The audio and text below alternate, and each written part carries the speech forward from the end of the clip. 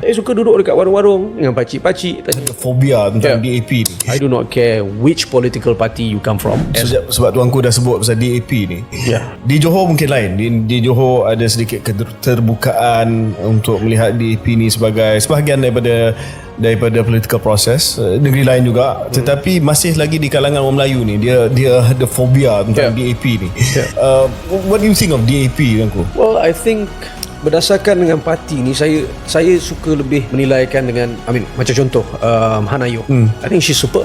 Pasal she's just someone who focus on a job, and apabila ada kerja, dia focus on buat kerja. Sama juga macam Cintong. Tetapi yang lain-lain saya tak kenal. So as a party, I don't think saya boleh cakap whether they are relevant or whether they are good. It's not my place, because I only know very few individual daripada parti tersebut. Sama juga macam PKR, sama juga macam UMNO. And I feel mana-mana political party pun dalam negara, benda yang paling penting macam mana yang saya katakan tadi adalah keutamaan tu harus bagi kepada how can they serve the people, benda-benda yang pembaruan yang mereka boleh buat di mana rakyat will benefit. So to be honest, I do not care which political party you come from, as long as you can serve the people, you can get the job done, you deserve to be there. Awak layak berada di situ. That is me lah, pandangan saya. Tuanku, are you allowed to talk about politics? Sebab why am I not allowed? Biasakan. Okay, I know, but why? Raja ni above politics. I know, but why am I not allowed to talk? Tuanku, Malaysia adalah negara raja berperlembagaan, constitutional monarchy. Raja merupakan payung asas negara, pelindung bangsa dan juga ketua agama. Relevance of the monarchy today, sir. Dan patut tanya ni sebab ramai yang kata, macam mana institusi raja relevan kepada saya pada hari ini? Soalan tu pun pernah ditanya pada saya oleh one of mahasiswa from UTHM. Pun pernah tanya saya, is it still relevant to ada sistem raja? In my opinion, not because saya ni seorang raja, I feel yes, because you see, minta maaf lah today, okay, no disrespect to any politicians. Yes, sir. We're out But for now. we're not politicians now. Today. Because if, let's say, this country go really haywire, more kepada to the right side of extremists dan seterusnya, I don't think any politician will tentang benda itu, kerana they need the numbers.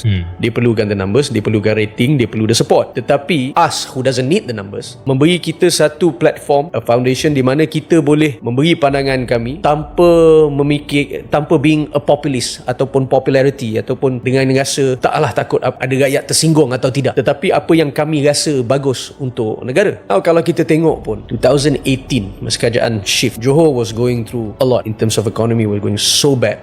Saya bagi contoh, Hospital Sultanah Aminah, one of the ICU terbakar. Kebahagiaan tuanku yang pakai duit sendiri untuk memperbaiki that particular section. Sama juga macam rumah-rumah pemilik dan seterusnya. So bagi saya, sistem raja ni, monarki ni still relevant, tetapi we also have to change our ways. Ini pandangan saya, minta maaf. Like how, sir?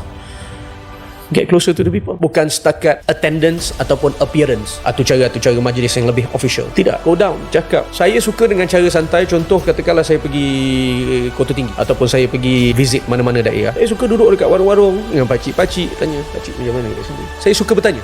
Pasal saya sendiri nak tahu macam mana saya boleh membantu mereka. So this is where kami mesti ada lebih engagement dengan rakyat. Ini pandangan saya. Kerana kalau ada jauh sangat gap, of course saya tak salahkan mana rakyat yang rasa yang we are not doing enough, because they don't know what's going on. Macam contoh, if I don't have this way of having this podcast today with you, ataupun saya tak melantang bersuara ataupun educate the people apa peranan kami ataupun apa sumbangan yang kami dah beri kepada rakyat tak akan tahu. So that is why saya rasa the engagement is very important to maintain perhubungan-perhubungan yang lebih rapat, lebih approachable. Saya suka macam gitu kerana saya dididik oleh almarhum Sultan Iskandar macam gitu. Kebahagiaan tuanku mendidik saya pun macam gitu. Kebahagiaan tuanku pun sama, suka pergi kampung-kampung, duduk, not just tunggu semasa kembara mahkota baru kita nak jumpa rakyat. Bila-bila boleh jumpa. So Kebah Duli kerap macam contoh duduk di Muar ataupun duduk di Keluang ataupun duduk di Segamat 3, 4 ataupun 5 hari, duduk pergi memantau dan tengok sendiri apa masalah, apa yang rakyat tengah melalui, dan juga beri mereka peluang untuk berduduk sama. Because sometimes kalau kita buat official ni, rakyat nak mengadu ni dia rasa segan ataupun rasa takut.